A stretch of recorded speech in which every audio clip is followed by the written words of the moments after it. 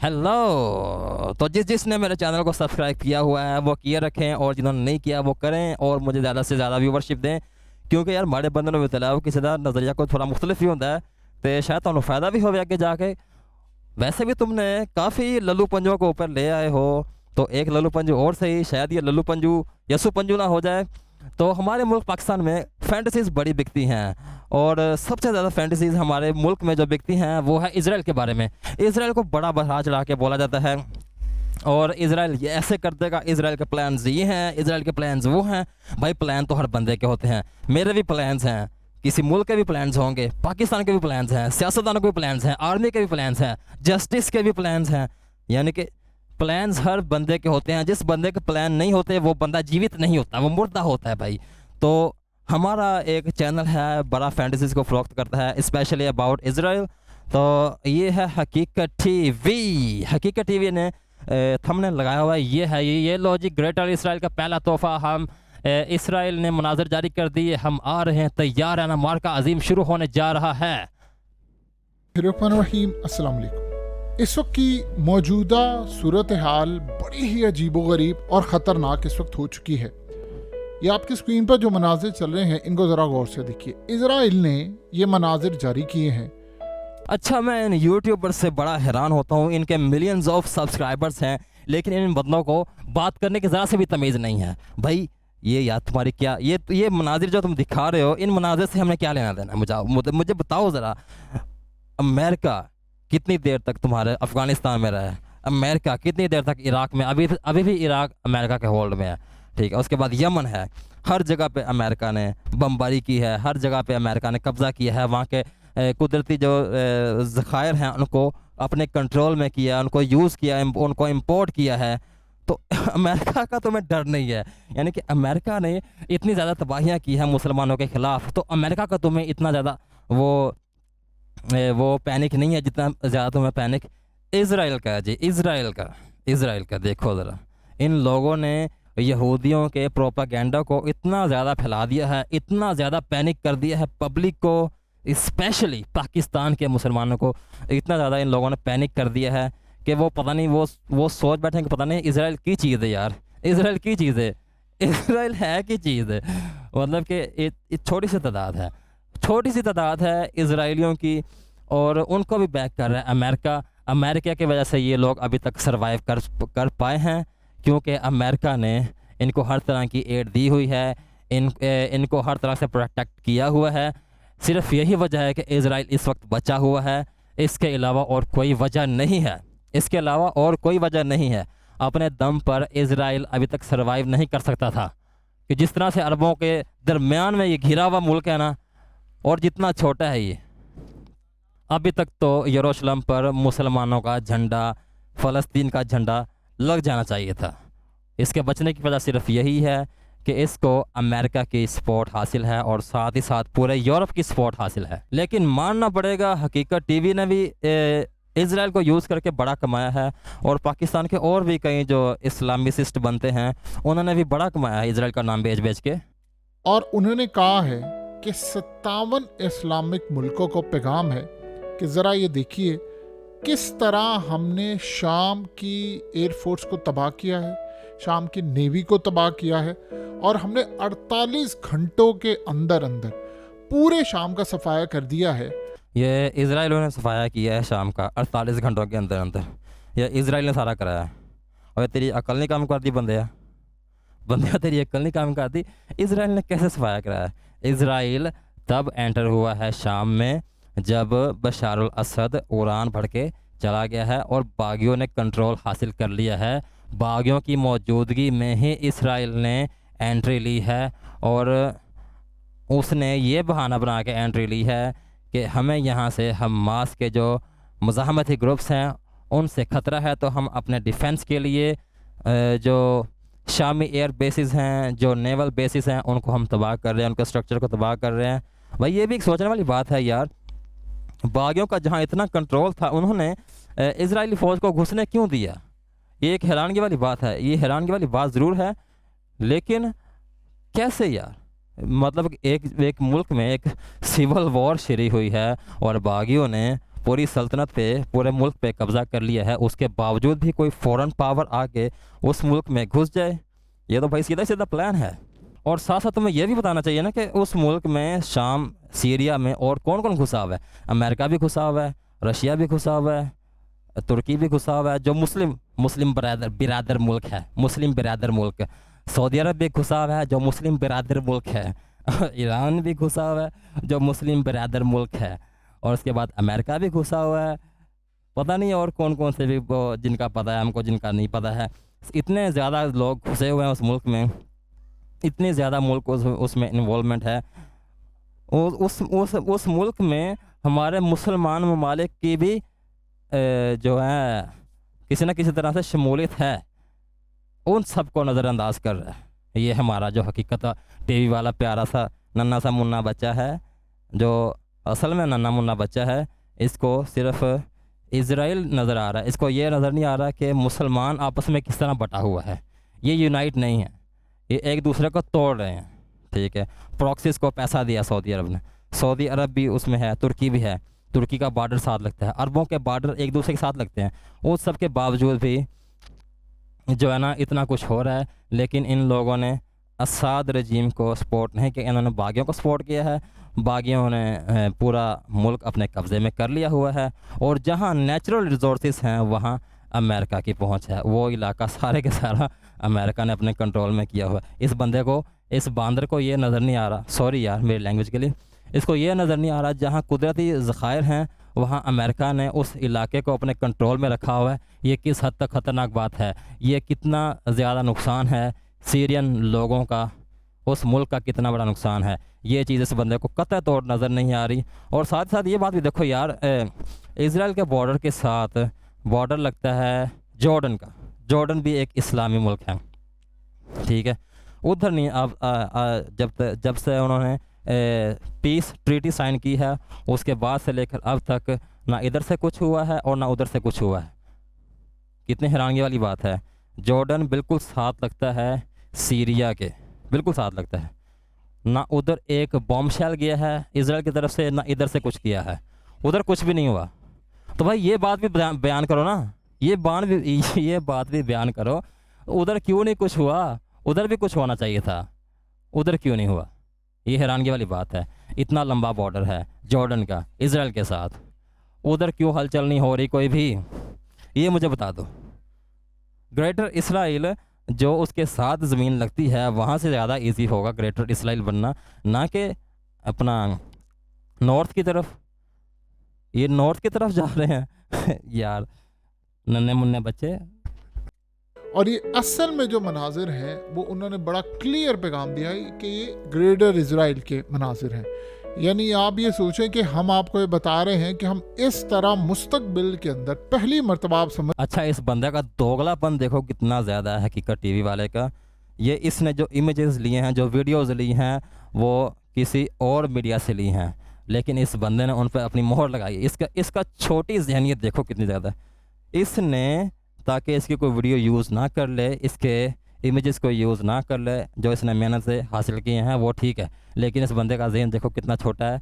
ये अपनी हर वीडियो में ऊपर हकीकत टीवी लगाता है, हकीकत टीवी लगाता है, हकीकत टीवी लगाता है, जैसे इसने ये खुद प्रोग्रामिंग से बनाई हो ये वीडियो सारी।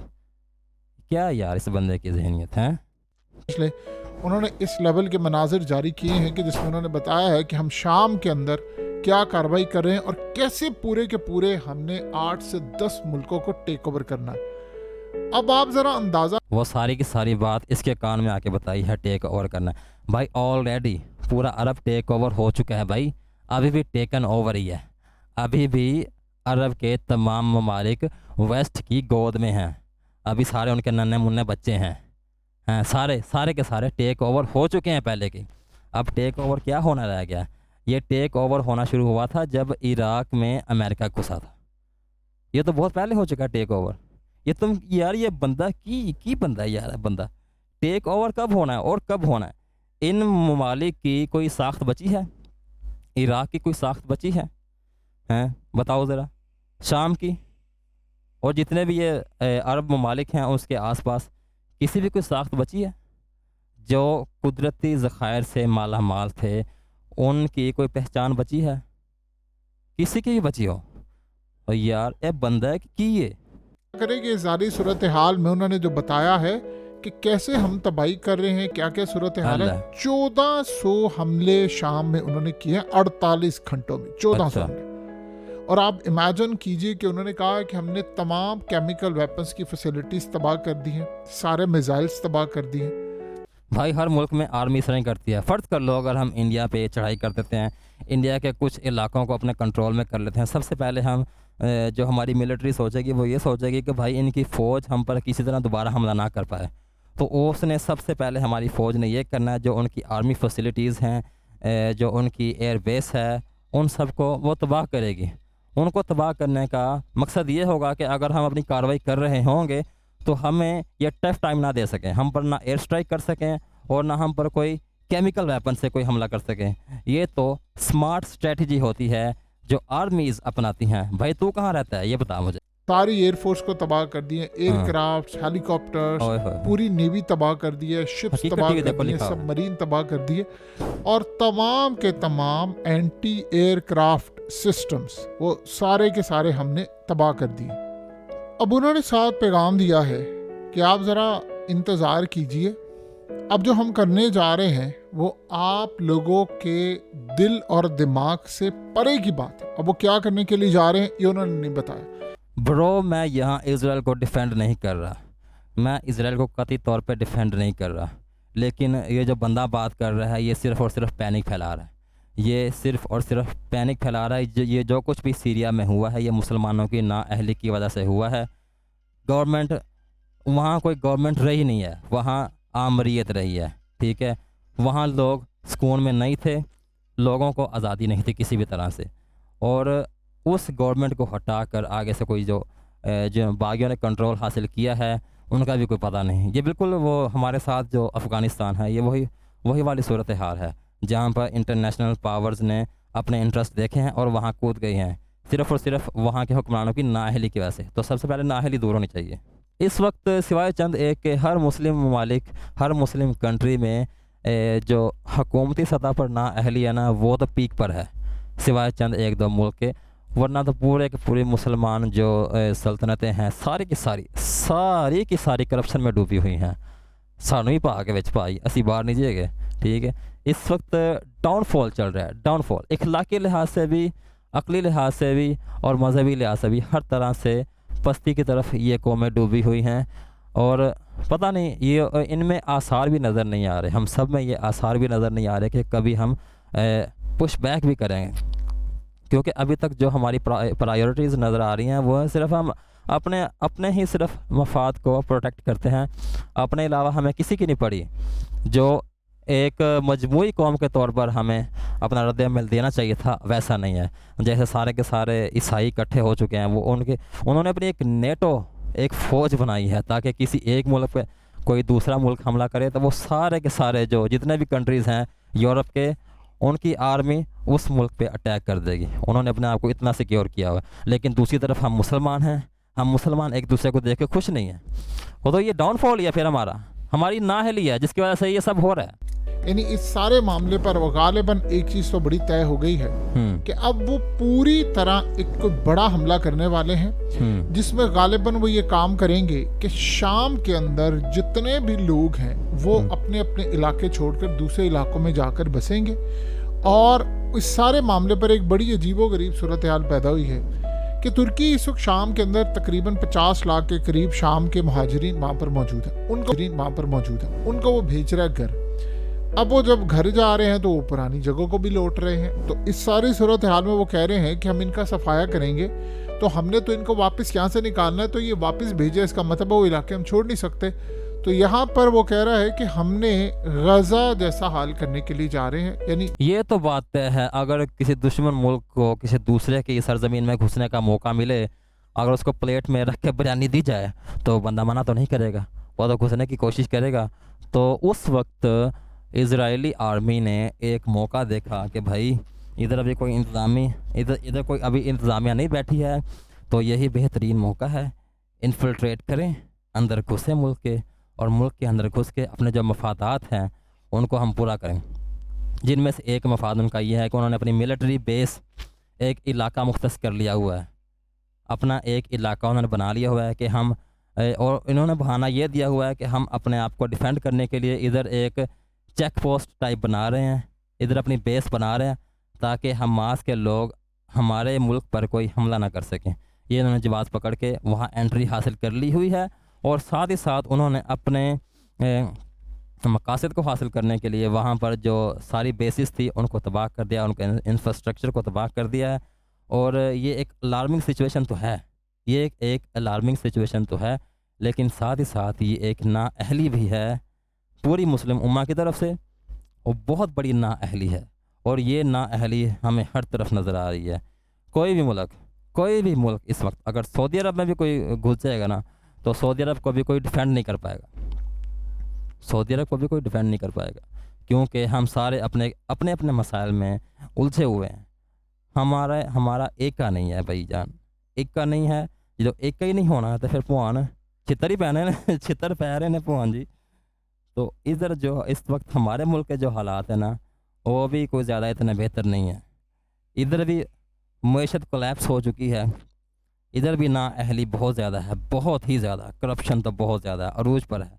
हर बंदा अपने अपने बारे में सोच रहा है। जो बड़ी बड़ी पोस्टों में बैठे हुए हैं, जितने भी बड़े बड़े ओहदेदार हैं पाकिस्तान में, सारे के सारे, दूर की बात नहीं है, हमारा चीफ जस्टिस अभी रिटायर हुआ था, रिटायर होने के बाद उसने यहाँ स्टे करना पसंद नहीं किया, निकल गया बाहर वो अपना सारा माल और सामान लेकर। इधर उसका कुछ है ही नहीं था, इधर तो सिर्फ उसने अपने फैसले देने थे दूसरों के हक में या किसी के खिलाफ। सारे के सारे ऐसे ही चल रहा है भाई, इधर भी फुल नाअहली है। और ये तो अल्लाह का बड़ा करम है कि इतना ज़्यादा खाने के बावजूद भी हमारा मुल्क चल रहा है। आप और ये हैं वो सारे निहत्ते, उनके पास है कुछ नहीं। इजराइल ये चाह रहा है कि वो तुर्की से यहाँ वापस ना आए, तो उसके लिए तुर्की को जल्द अज जल्द ठिकाने लगाना है, क्योंकि अगर ये वापस आ तुर्की को ठिकाने लगाना भाई इसने ये देखो, ये बंदा तुर्की को ठिकाने लगवा रहा है इजराइल के हाथों से। तुर्की मेंबर है नाटो का, ठीक है, तुर्की के साथ बॉर्डर लगता है रशिया का भी, तुर्की यूरोप का हिस्सा है। तो ये बंदा ठिकाने लगवा रहा है तुर्की को। इसकी बड़ी दूर की सोच है, शायद ये 15-20 साल आगे की देख रहा है, शायद ऐसा हो भी जाए, लेकिन फिल वक्त अभी अमेरिका के इंटरेस्ट में नहीं है तुर्की को धोखा देना, किसी भी तरह से इंटरेस्ट में नहीं है। अगर अमेरिका तुर्की को धोखा देता है तो तुर्की अलायंस करेगा खुलेआम उसके साथ, रशिया के साथ। और पहले दो बागी और भी घूम रहे हैं, जिनमें एक चाइना भी है, एक ईरान भी है, और तीसरा जो बागी आएगा ना तुर्की, वो थोड़ा एडवांस है। पाकिस्तान समेत तमाम इस्लामी ममालिक से उसकी ज़्यादा मिलिट्री एडवांस है, उसके पास टेक्नोलॉजी है, उसके पास वसाइल भी हैं, दौलत भी है अच्छी खासी। अमेरिका किसी भी तरह से इस वक्त ये गवारा नहीं कर सकता कि तुर्की रशिया से हाथ मिलाए, चाइना से हाथ मिलाए और खुलेआम बगावत करे वेस्ट के ख़िलाफ़। अमेरिका जो है ना, अमेरिका ताड़ा अब्बू जी, यानी कि इस टाइम दुनिया के अब्बू जी अमेरिका, इस टाइम जो सोच के बैठे ने ना, तो पता नहीं है, ठीक है। तो अमेरिका को जो इंटरेस्ट था सीरिया में, उसने वो हासिल कर लिया है। उसने तेल और गैस के जहाँ ज़खायर थे ना, वहाँ पे उसने कब्ज़ा कर लिया हुआ है अपनी मलेशिया के ज़रिए से, जिनको वो हथियार दे रहा था, सप्लाई कर रहा था।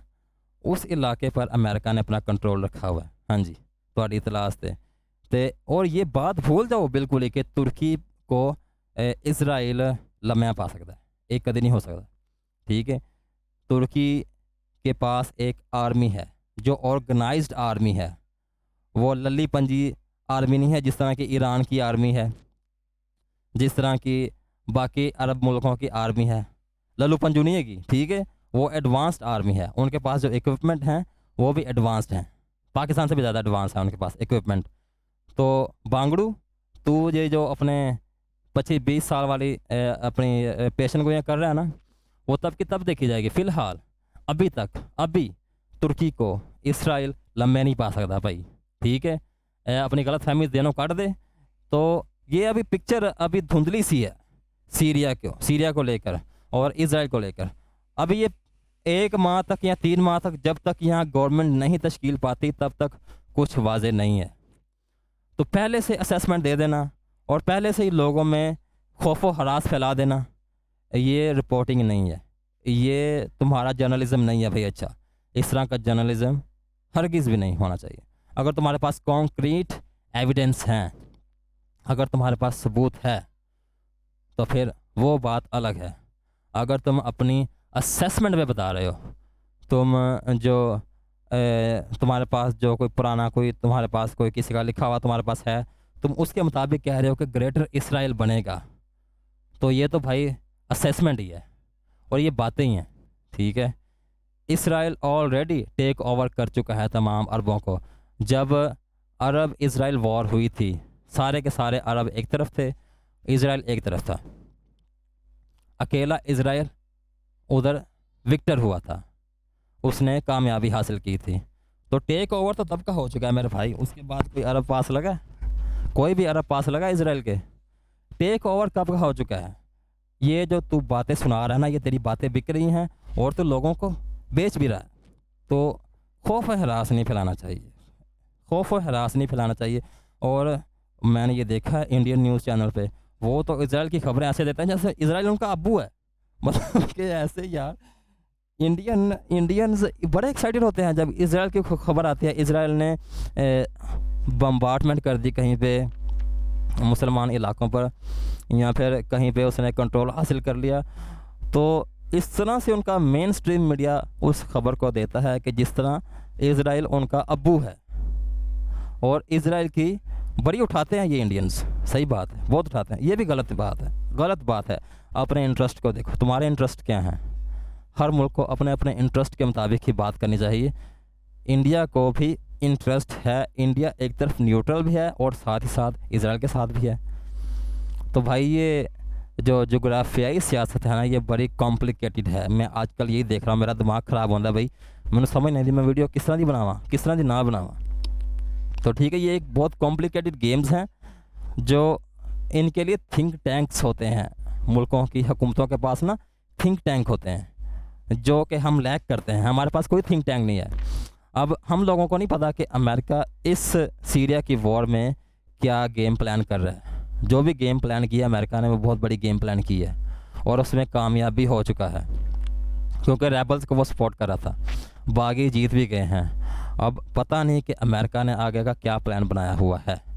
ये सारी की सारी गेम जो है ना, ये अभी समझ नहीं आ रही हमें क्या हुआ है, इधर सीरिया में क्या हुआ है और आगे क्या होने जा रहा है। तो हमें जो अपने लिए एहतियाती तदाबीर इख्तियार करनी चाहिए वो ये है कि भाई अब हमें थोड़ा सोच समझ के अपने आप को इस दुनिया के सामने अपने आप को बचाना है, अपने आप को सरवाइव रखना है उस बंदे के आने तक, जब तक इस मुल्क के हालात बेहतर नहीं हो जाते। अभी पाकिस्तान की स्ट्रगल में तकरीबन 10 से 15 साल हैं, 10-15 साल हैं। अब लोगों के सामने सारे चेहरे खुल चुके हैं सॉरी, सारे चेहरे खुल चुके हैं। अब ये आहिस्ता आहिस्ता लोगों की जब सोच बदलेगी ना, उसके बाद से पाकिस्तान के हालात बदलेंगे। सोच बदल लिया लोगों की, अब ये अच्छा ही होगा। दुआ करो कि पाकिस्तान 10-15 साल तक अपनी इस हालत में स्टेबल रहे, फिर तब्दीली आनी शुरू हो जाएगी। Till the next time.